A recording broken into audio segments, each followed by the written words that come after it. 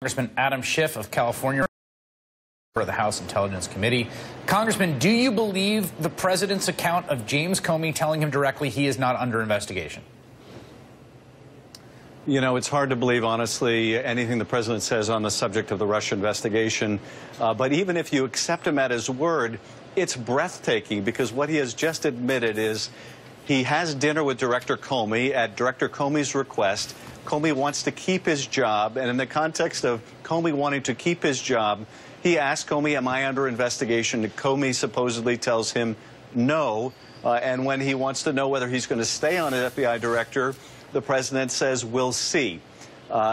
In what world is that ethical? Certainly not this one. And that the president thinks this is somehow to his benefit to portray this way is just as breathtaking as anything else. It is just scandalously unethical. And I'm amazed that they think this is a defense for his actions. I've seen a lot of people today make the argument it's more than unethical, that it violates the statute on pertaining to obstruction of justice. Obstruction, of course, one of the articles of impeachment during Watergate, having to do with the president's firing of Archibald Cox. Is what the president did today on the record in his interview with Lester Holt, to you, does that meet the threshold for obstruction? I would need to know a lot more about the president's actions and just whether there was any form of a demonstrable quid pro quo or further interference in the election. I wouldn't be prepared to form a judgment on the basis of merely that snippet of the interview that I've heard. But nonetheless, it is just appallingly unethical, if not more. And I think Congress needs to know a lot more about just what was involved and what the decisions were, given how the explanation has so radically shifted from yesterday to today. There are a lot of unanswered questions. Who told Sarah Huckabee Sanders to put out that false line, if indeed that was false yesterday, according to what the president said today?